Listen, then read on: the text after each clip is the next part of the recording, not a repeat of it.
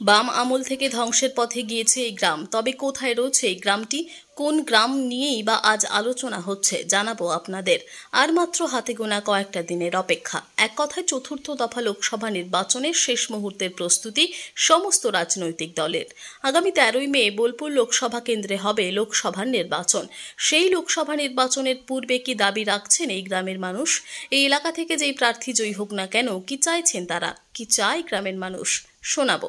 বীরভূম জেলার ময়ূরেশ্বর 2 নম্বর ব্লকের অন্তর্গত কুণ্ডলা গ্রাম, যে গ্রামে আজও কান পাতলে অনুভব করা যায় সেই জমিদারি প্রথার গা ছমছমে পরিবেশ। এই গ্রাম ঘুরে দেখলে খুঁজে পাবেন আজও বুক চিরে দাঁড়িয়ে আছে বহু জমিদারের সেই বাড়ি। এই গ্রামেই রয়েছে সেই জমিদারদের ঐতিহ্যবাহী পিতলের রথ। তবে কোথায় রয়েছে এই কুণ্ডলা গ্রামটি?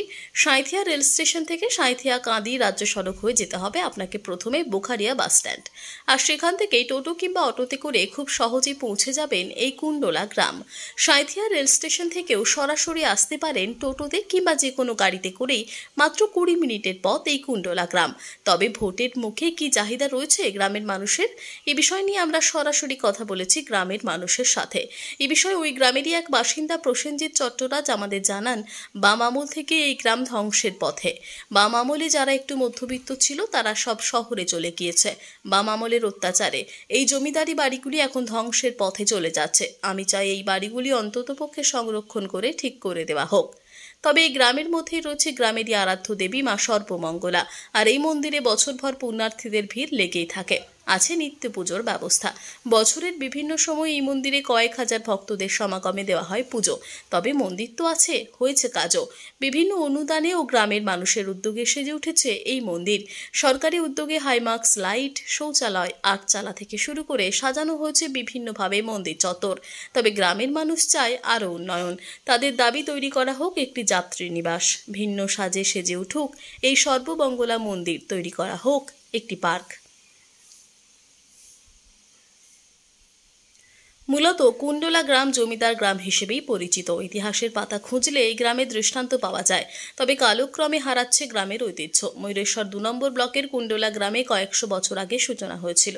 এই গ্রামে রয়েছে ঐতিহ্যবাহী রথ। রাঢ়ভূমের এই জেলায় ইতিহাসের পাতা উল্টালে যে কয়েকটি রথের অতীত কথা পাওয়া যায়, কুণ্ডলা গ্রামের পিতলের রথ কথা তাদের মধ্যে অন্যতম। অতি প্রাচীন এই পিতলের রথের সূচনা করেছিলেন জমিদার কৃপা সিন্ধু মুখোপাধ্যায়। এখানকার রথের সবেকে আনার ধারা আজও অটুট। তবে অর্থসহ কালের কবলে অনেকটাই জৌলুস হারিয়েছে জমিদার বাড়ির রথে। শোনা যায় এই রথে পিতলের বিভিন্ন কারুকার্য করে সাজানো থাকলেও আজ সেই রথ সহ রথবাড়ি হয়েছে ভগ্নদশা। চুরি গিয়েছে রথের বিভিন্ন অংশ। কালের স্রোতে মন্দির থেকে রথ সবকিছুই শ্রী হারিয়েছে। তবুও সেই সাবেকিয়ানা নিয়ম নীতি নিষ্ঠায় আজও এতটুকু ভাটা পড়েনি। এ বিষয় নিয়ে কমলা মুখার্জি ও আলপনা মুখার্জিরা জানান, রথ ঘরের এখন ভগ্ন অবস্থা। কোনো রকমে ঠাকুরকে আমরা জল দিয়ে পূজার্চনা করি। আমরা চাই এই এলাকা থেকে নির্বাচনে যে প্রার্থী জয়ী হোক না কেন, সে যেন আমাদের রথবাড়ির দিকে একটু নজর দেয়। তবে ভোট আছে, ভোট যায়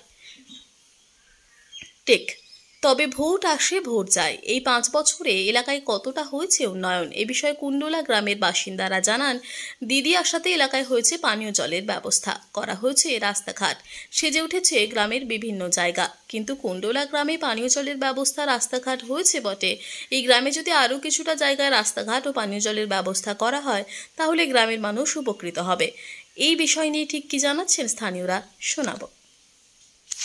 নির্বাচন, এই লোকসভা নির্বাচনে আপনার এলাকা থেকে যেই প্রার্থী জয়ী হোক না কেন, এই যে ঐতিহ্যবাহী কুণ্ডলা গ্রাম, এখানে একাধিক জমিদার বাড়ি এখনো আছে, সেই বাড়িগুলোর জন্য কি বলবেন, কি চান? এইটা বিগত যখন বামফ্রন্ট সরকার ছিল, বাম আমল থেকেই এই গ্রাম ধ্বংসের পথে চলে গেছে। প্রথম কথা, বাম আমলে যারা একটু মধ্যবিত্ত ছিল তারা সব শহরে চলে যাচ্ছে বাম আমলের অত্যাচারে। একটু যাদের অল্প জমি, সেই জমির ওপর আন্দোলন, মানুষের ওপর আন্দোলন, কোনো কিছু সব ক্ষেত্রেতেই লেবার স্ট্রাইক, তা মানুষ থাকবে কী করে? সেই জমিদারি বাড়িগুলো এখন ধ্বংসের পথে চলে যাচ্ছে। জমিদারি বাড়ি যে একটুখানি একটু শ্রেণীগত ব্যাপার খানিক হয়ে গেলে সে বড় লোক, তার মতো ঘরে ভাতের হাঁড়ি চাপে না, কিন্তু সেই জমিদার বড় লোক, তার গায়ে যেহেতু জমিদারের তামাকটা লেগে আছে। সেই জন্য আমরা চাইছি যেই জিতুক অন্তপক্ষে যেন এই জমিদারি বাড়িগুলোকে একটু দেখে। জমিদার সে বড় লোক নয়, সবসময় সে নামে হয়তো মুখার্জি, হয়তো চ্যাটার্জি, কিন্তু তার যেহেতু সে একটা কাস্টের ব্যাপার, সে বড় লোক হয়ে গেল, তার কোনো সুযোগ সুবিধা নাই। আর যার এখন বর্তমানে যার হয়তো 30 বিঘে জমি, ঘরে ট্রাকটা, সে বিপিএলের আন্ডারে। আর যে একটা জমিদার, সে নামেই জমিদার, সে কিন্তু এখনও তার বাড়িতে ভাতের হাঁড়ি চাপে না, খেতে পায় না, মানে পরিষেবা তার নাই, ডাক্তার দেখাবার পয়সা নাই। সেরকম হয়। আমি চাইছি যে জিতুক, যেন এই অন্তপক্ষে ব্রাহ্মণ মধ্যবিত্ত শ্রেণীটাকে অন্তত দেখে, শুধু এক শ্রেণীর লোককে দেখলে হবে না।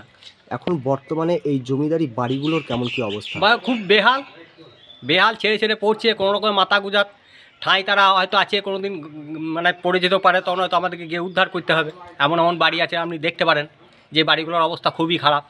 কি চাইছেন এই বাড়িগুলো? আমি চাইছি এই বাড়িগুলো অন্তপক্ষে সংরক্ষণ করে ঠিক করে দেওয়া হোক, বা ওদেরকে একটা বাড়ির ব্যবস্থা করে দেওয়া হোক, কারণ তাদের সমর্থ নাই বাড়ি করার যা পয়সা। কারণ কেউ চাকরি, এমন বাড়িতে 3 জন মেয়ে, 3 জনের বিধবা, স্বামীরা মরে গেছে, ছেলে পিলেরা বাচ্চারা ভালো, তাদের বাড়ি নাই, তো কী করবে তারা? কোনো মাথা গুঁজে বাঁশ ঠিকই আছে করিতে, যে কোনো দিন করি নিয়েই পড়তে পারে, ঘর পড়ে যেতে পারে।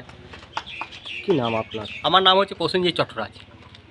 লোকসভা নির্বাচন, এই লোকসভা নির্বাচনে আপনার এলাকা থেকে যেই প্রার্থী জয়ী হোক না কেন, তার কাছে কি দাবি রাখবেন, কি প্রয়োজন আপনাদের? আমাদের এই ঐতিহ্যবাহী রথ 1314 সালে প্রতিষ্ঠিত হয়েছিল। আগে প্রচুর ধুমধাম হতো।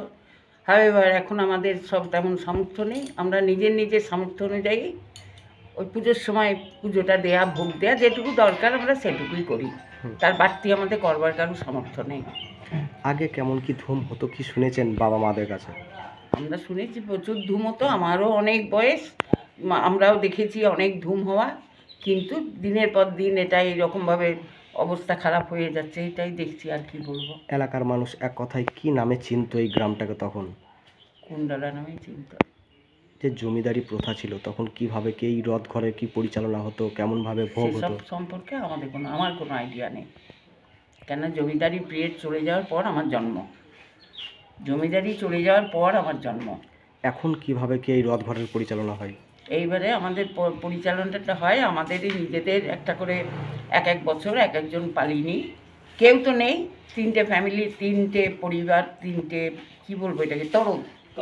হ্যাঁ, 3টে তরফ আছে এইরকম। এক বছর, এই বছরে যেমন আমাদের পালি চলবে, তারপরে তার আগের বছরে যেমন আর এক তরফে পড়েছিল, তার আগের বছরে 3টে তরফ ঘুরিয়ে ফিরিয়ে অল্টারনেট আমরা ওইটাই করে যাই। কেমন কি মানুষের ভিড় হয়? ভিড় প্রচুর হয়। আমি অত বাইরে এখন আর বেরোই না, বয়স হয়েছে।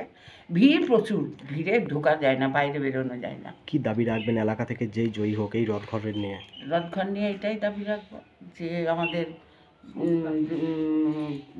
যারা জয়ী হোক, তারা যেন আমাদের এই রথবাড়ির ওপরে একটু নজর দেয়, বা কোনোভাবে, বিভিন্ন জায়গায় তো অনেক সংস্থা থেকেই সাহায্য করছে, সেরকম আমাদেরও যেন কোনোভাবে সাহায্য করে জিনিসটাকে, হ্যাঁ, রিনোভেশন হয়, যেন নতুন করে তৈরি হয়, এইরকম একটা করে দেবে।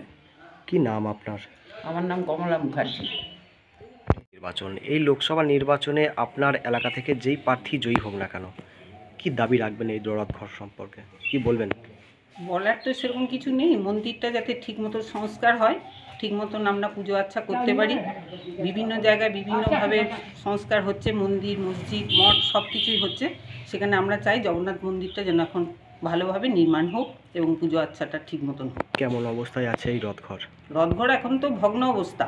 কোনো রকমে আমাদের তরফে যে কটা লোক জীবিত আছে সেইভাবে আমরা কোনো রকমে ঠাকুরকে জল দিই, পুজো করি, এই পর্যন্ত। কেমন কি শুনেছেন পূর্বে, আগে কেমন কি হতো এই আমি রথঘর? তো বিবাহিত হয়ে এসেছি, আমি তো এখানকার বউ, 50 বছর আমারও আশা হলো, কিন্তু আমার দেখা প্রচুর ছিল, সেগুলো আস্তে আস্তে কমে গেছে, একদম ভগ্ন অবস্থায় এসে গেছে।